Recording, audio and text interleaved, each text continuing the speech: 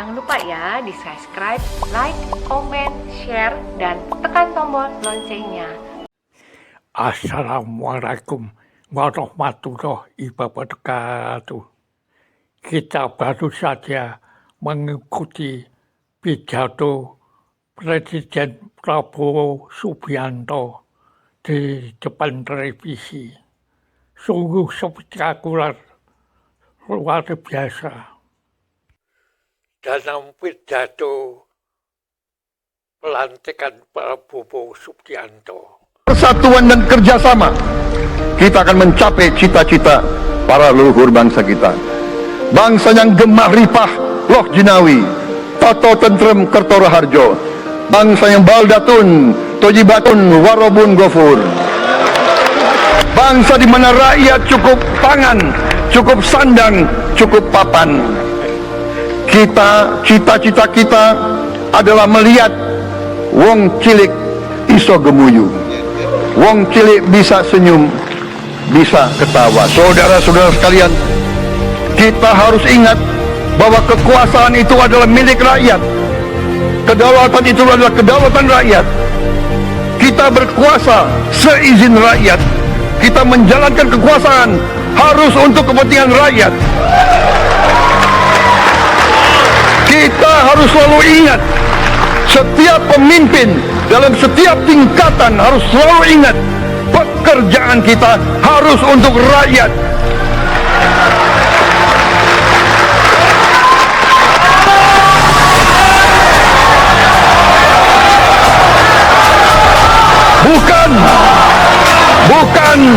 Bukan kita bekerja untuk diri kita sendiri. Bukan kita bekerja untuk kerabat kita. Bukan kita bekerja untuk pemimpin-pemimpin kita.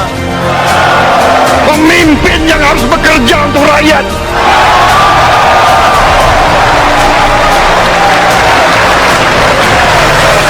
Saudara-saudara sekalian, kita harus mengerti selalu, sadar selalu bahwa bangsa yang merdeka adalah bangsa di mana rakyatnya merdeka. Rakyat harus bebas dari ketakutan, bebas dari kemiskinan, bebas dari kelaparan, bebas dari kebodohan, bebas dari penindasan, bebas dari penderitaan. Wah, jasad ini patriotik dan visioner. Ini pidato presiden satu-satu yang terbaik. Mungkin di antara presiden Indonesia, pidato Prabowo ini yang terbaik.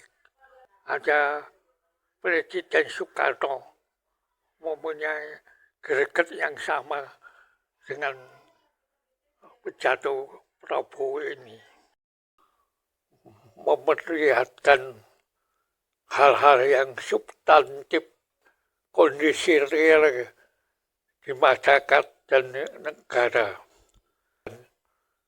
Dulu 10 tahun yang lalu atau 5 tahun yang lalu, ketika dulu waktu kontestasi Pilpres, ini hal-hal substantif sudah dikemukakan. Misalkan soal kebocoran anggaran, soal negara masa depan Indonesia akan hancur apabila tidak dikelola secara baik, dan segala hal. Ini menunjukkan konsistensi berpikir Prabowo. Nampak serius, Prabowo nampak paham apa yang dibutuhkan rakyat sekarang ini.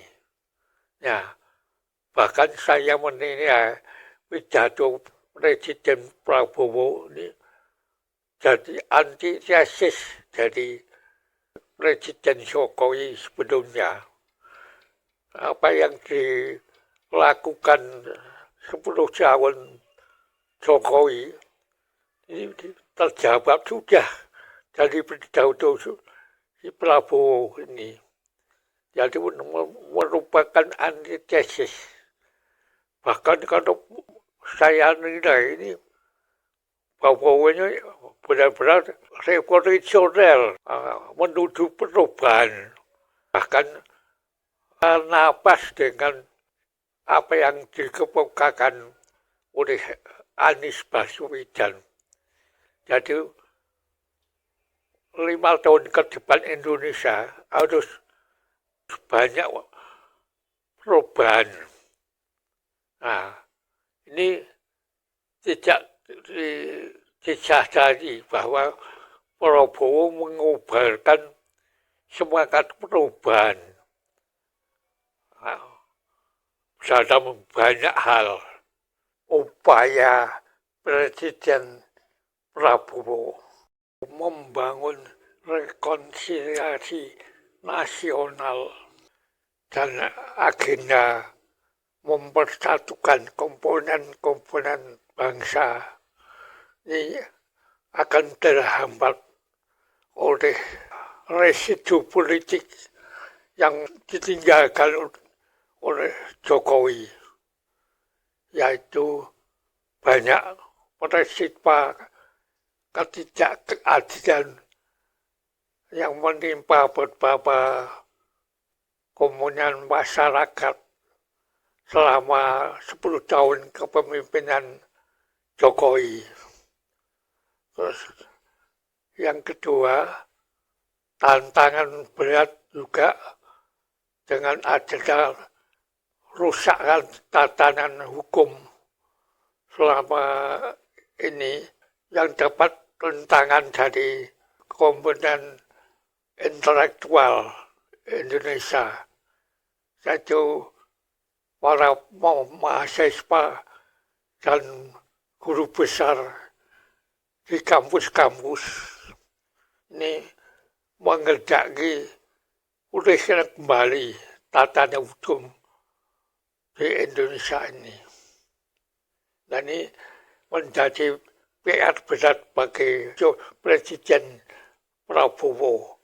Selama masalah keadilan penegakan hukum ini tidak dijalankan, menangkut residu politik tinggalan Jokowi tidak diselesaikan, akan terus menjadi potensi kerusuhan yang abadi.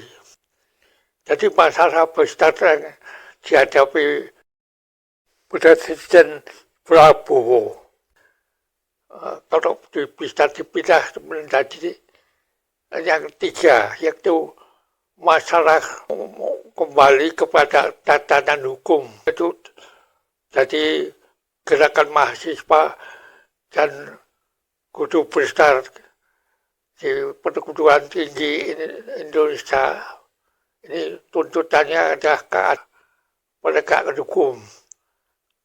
Kedua, tadi kaum buruh bekerja, yaitu tuntutan untuk mengembalikan kepada kerjasaan hak-hak buruh, yaitu menakut undang-undang Omnibus Law. Yang ketiga, yaitu para korban politik selama 10 tahun kebijakan Jokowi ini tentu akan menuntut keadilan. Maka kuncinya harus diselenggarakan pengadilan bagi Jokowi. Ini korban-korban politik ini akan terus abadi menuntut keadilan.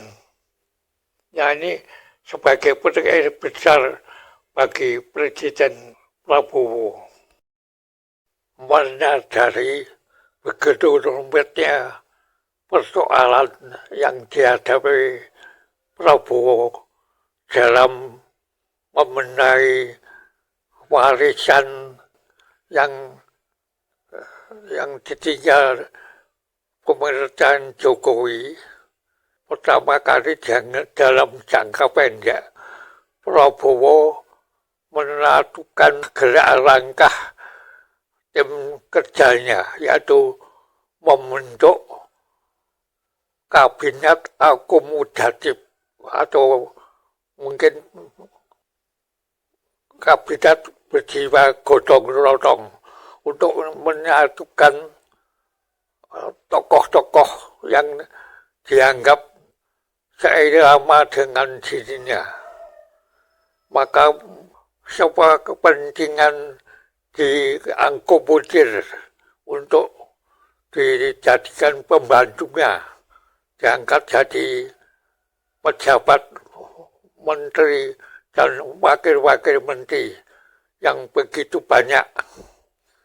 Jadi menurut dugaan saya, Prabowo ini untuk jangka pendek mengakomodir semua kekuatan yang bisa diajak kerjasama, yang semisi dengan Prabowo, dia semua diakomodir, disatukan dalam kabinet. Nah, dalam beberapa bulan kemudian, baru dievaluasi siapa saja yang memang bisa kerja atau yang malah menjadi beban akan reshuffle. Saudara-saudara sekalian, sekarang saya kira adalah suatu momen bersejarah. Ini adalah sidang kabinet paripurna pertama yang saya pimpin. Kabinet yang kita sepakati, kita beri nama Kabinet Merah Putih, untuk menjadi suatu simbol persatuan, simbol kebersamaan, simbol kebangsaan. Saya terus-menerus sudah beberapa tahun ini maju ke hadapan rakyat Indonesia, kepada semua pemimpin politik, pemimpin masyarakat, pemimpin agama, pemimpin pengusaha. Saya terus-menerus menekankan pentingnya persatuan. Sumber kunci keberhasilan kebangkitan suatu bangsa dalam sejarah manusia berabad-abad, kuncinya adalah bila elitnya bisa kerjasama, bila elitnya bersatu. Persatuan ini artinya adalah kita bisa sepakati mana adalah kepentingan nasional yang inti, mana adalah kepentingan nasional yang vital bagi kelangsungan hidup bangsa kita. Untuk menjamin keutuhan dan kelangsungan hidup Negara Kesatuan Republik Indonesia, kita harus dengan handal, dengan cerdik, dengan pandai bisa menjaga dan mengelola kekayaan bangsa kita. Menko Perekonomian dan Ketua Dewan Ekonomi Nasional, saya minta segera inventarisir proyek-proyek penting dalam program hilirisasi kita. 26 komoditas, proyek-proyek yang vital dalam 26 komoditas tersebut yang harus dihilirisasi segera dirumuskan, bikin daftar, dan kita segera untuk mencari dana sehingga kita bisa mulai hilirisasi dalam waktu yang sesingkat-singkatnya. Kemudian program makan bergizi, Kepala Badan Gizi Nasional dan semua KL untuk siapkan segera kita mulai dengan bergerak cepat, tepat sasaran, terukur, tapi jangan takut dengan kesulitan. Saya masih mendengar beberapa tokoh meragukan kemampuan kita untuk laksanakan itu. Saya tidak katakan bahwa ini bisa selesai dalam 1 minggu, 2 minggu, atau 3 bulan. Tidak ada di antara kita yang punya tongkat Nabi Sulaiman. Tapi kita bisa berhitung, kita bisa mengelola, kita bisa alokasi dana, kita bisa kerahkan sumber daya. Dan kita akan mencapai target yang kita tentukan. Saya hakul yakin, saya pertaruhkan kepemimpinan saya. Bagi saya, makan bergizi untuk anak-anak dan ibu hamil ini adalah strategik.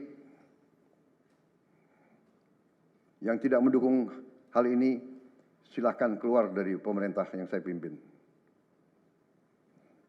Kita satu tim, harus yakin semuanya. Ini bagian daripada rencana kebangkitan bangsa Indonesia. Dan sesudah itu,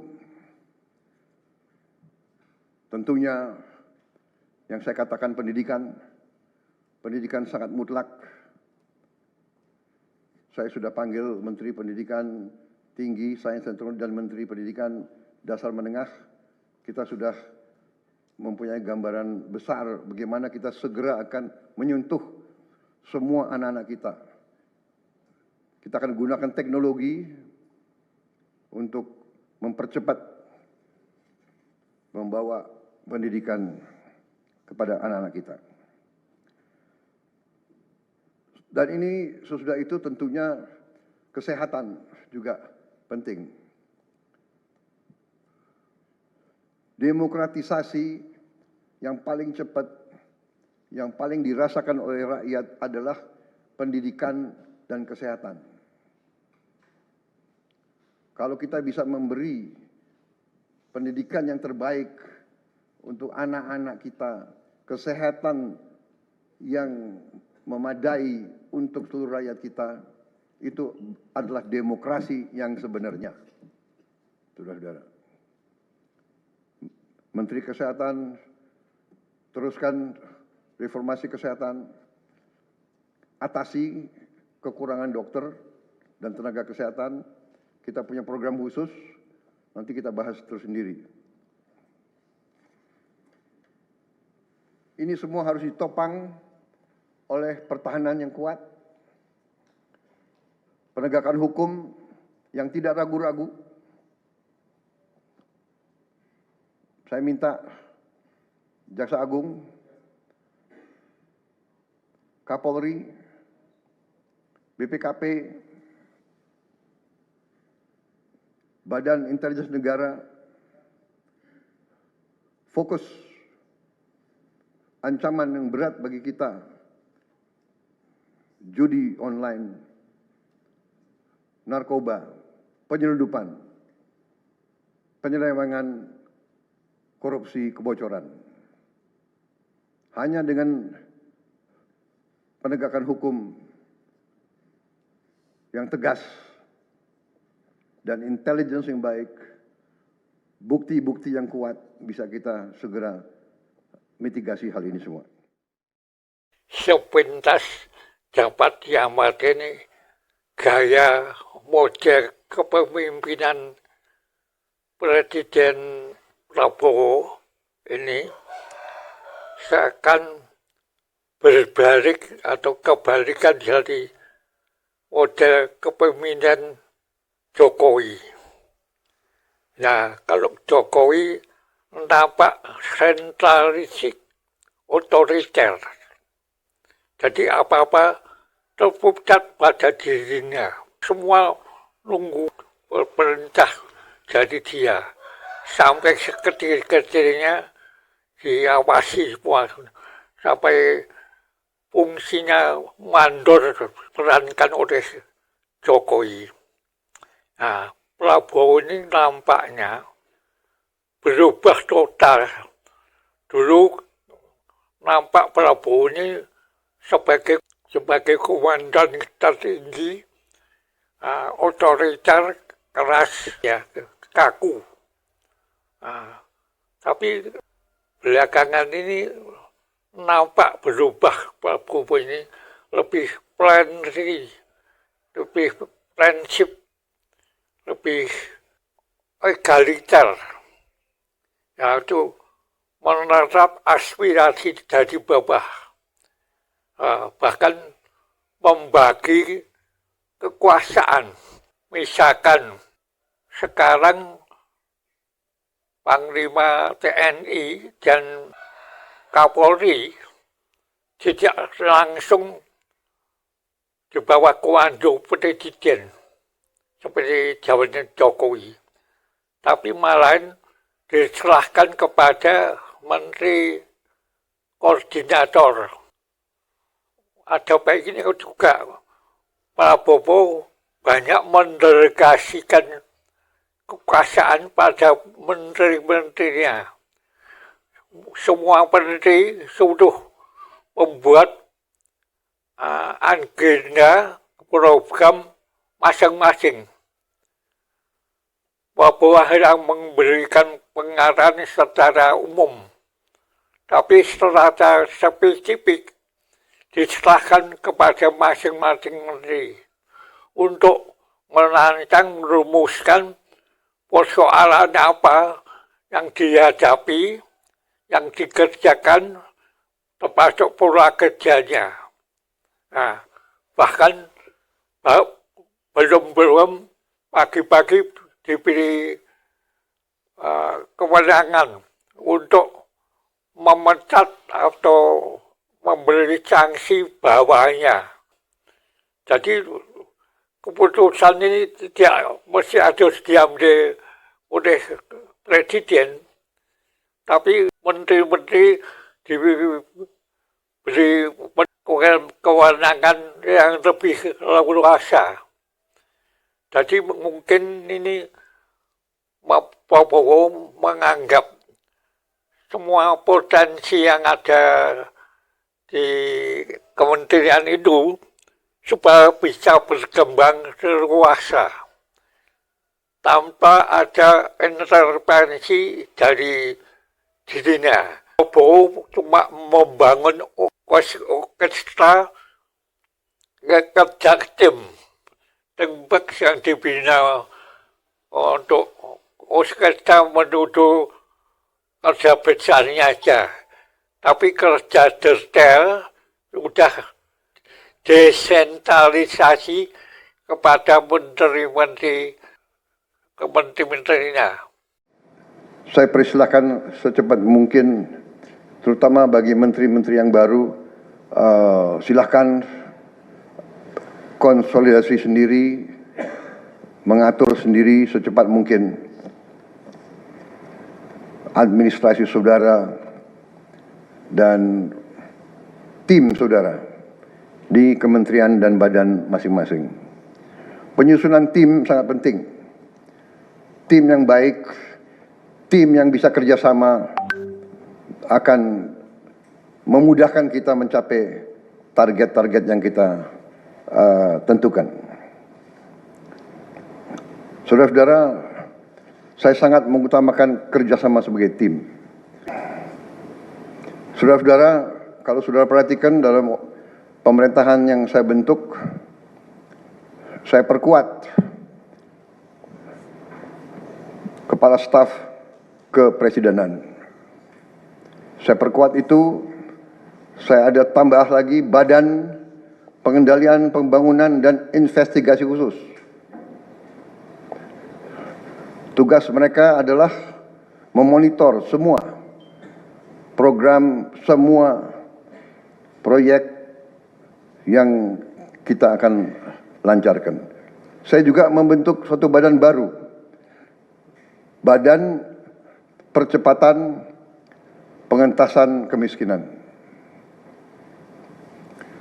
Badan ini akan mempelajari, akan mengikuti semua program-program perlindungan sosial, semua program-program bantuan ke bagian golongan rakyat yang masih perlu bantuan, intervensi.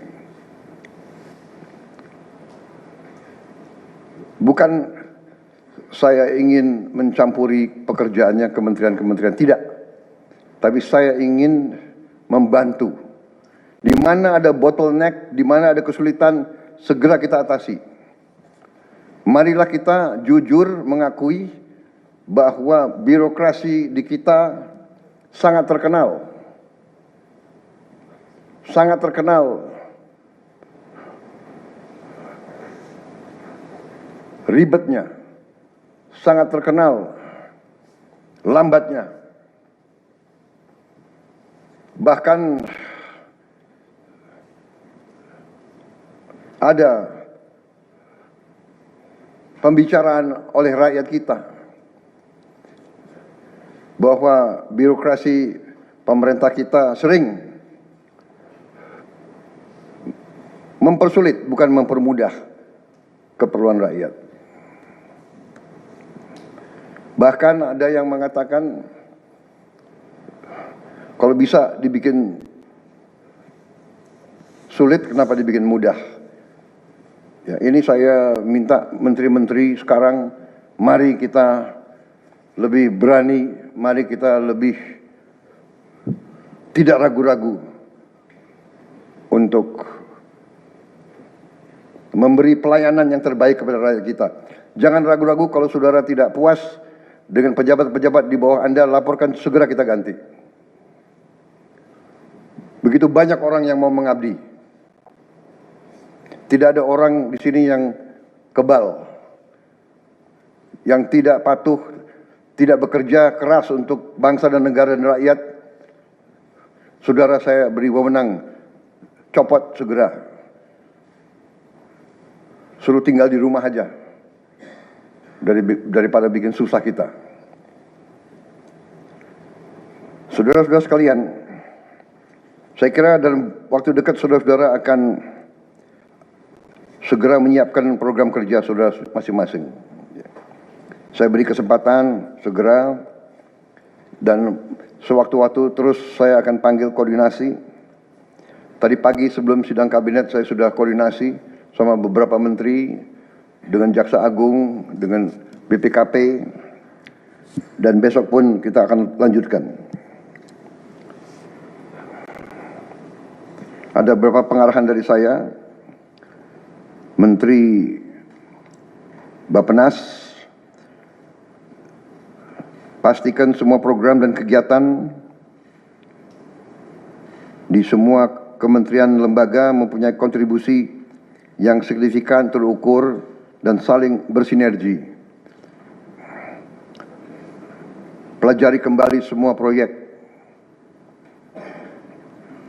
Jangan ada proyek yang mercusuar. Semua ditujukan kepada yang saya sampaikan pada pidato saya di depan Majelis Permusyawaratan Rakyat pada hari pelantikan saya. Kita harus swasembada pangan. Itu prioritas dasar karena situasi global. Perang besar bisa pecah setiap saat. Kita harus jamin kemampuan kita memberi makan rakyat kita sendiri. Ini mungkin sangat efektif. Prabowo tidak menggambarkan sebagai pemimpin yang otoriter, yang selama ini dibayangkan orang. Prabowo kalau jadi presiden menjadi sentralitis sistem komando. Tapi ternyata dari komposisi kabinet yang dibentuk mencerminkan Prabowo banyak mendelegasikan kewenangan pada menteri-menterinya. Ini kita bisa optimis bahwa masa kepemimpinan Prabowo ini nampaknya akan berhasil kalau memang dijalankan sebagaimana yang dipidatokan selama ini. Banyak pengamat menyoroti tentang independensi kepemimpinan Prabowo.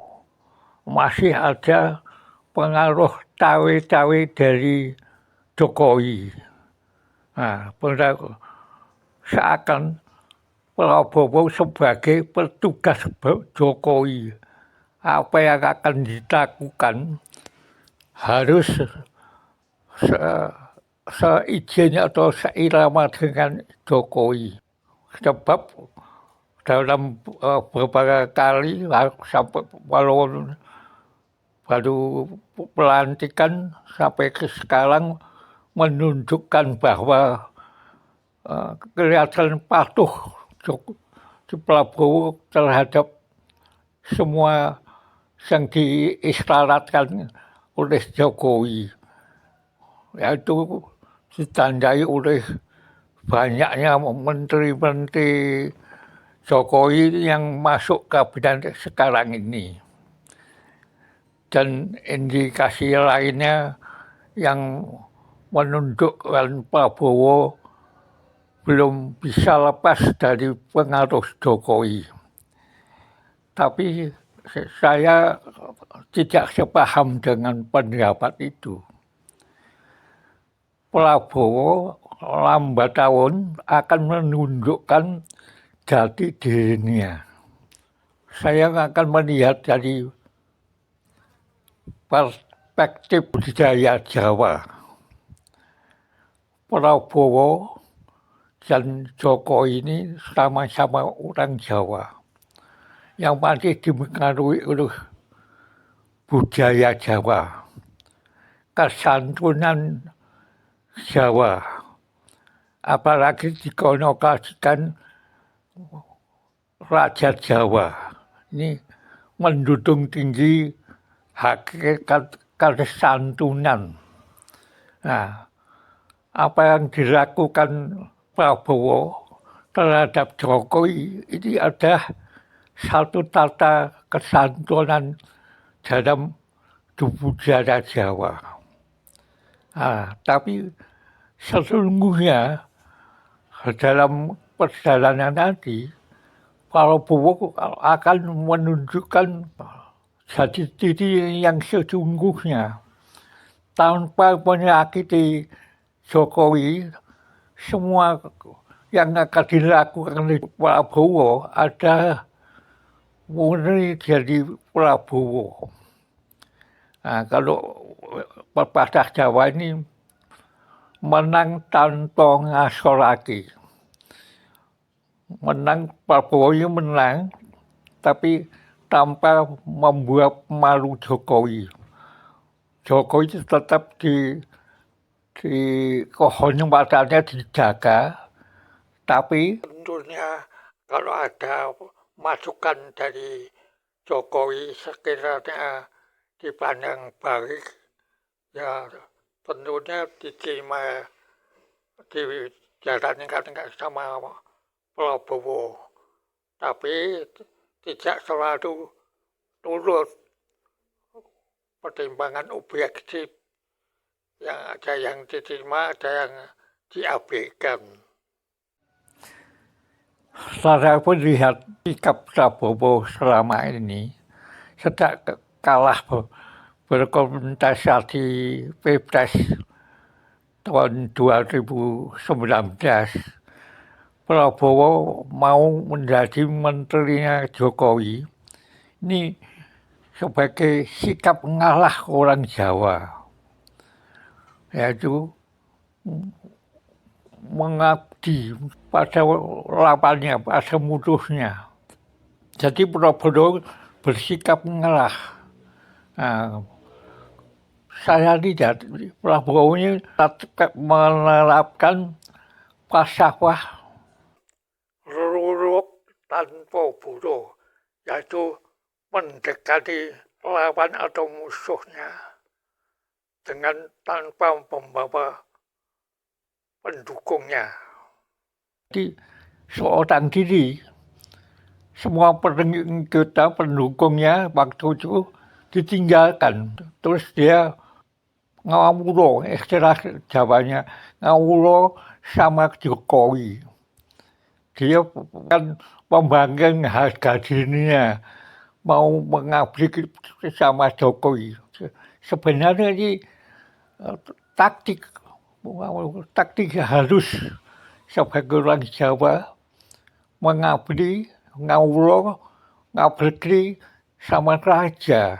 Kalau diumpamakan Jokowi raja, Prabowo ini ngawulo sama raja, ngalah. Dalam sehari sekarang Prabowo berhasil mangku Jokowi. Filosofinya orang Jawa, huruf hidup ini kalau dipangku mati. Ya. Jadi Prabowo berhasil meraih cita-citanya menjadi presiden. Sekarang Prabowo secara halus udah lepas dari Jokowi. Baliknya Jokowi di bawah kekuasaan Prabowo. Tapi hal ini tidak ditunjukkan secara terbuka tangan, secara kepemimpinan sudah sepenuhnya beralih tangan Prabowo. Tapi tanpa memalukan Jokowi. Jokowi diletakkan terhormat sebagai orang yang pernah berjasa sama Prabowo. Jadi sementara orang ini ribut, harusnya Prabowo ngambil tindakan hukum apa nggak mau melindungi Jokowi ini. Nanti kita lihat ini bagaimana Prabowo selanjutnya. Umpamanya ada kasus hukum pidana yang menakut Jokowi, misalkan ada indikasi korupsi apa gunakan kewenangan selama memimpin jadi presiden, terus dibawa tuntut ke pengadilan oleh masyarakat. Ini Prabowo tentu tidak akan melindungi, menguatkan diri harus berjuang mati-matian membela Jokowi. Ya, ini kasus hukum, silakan hukum aja. Prabowo nggak ikut cawe-cawe. Ya, itu.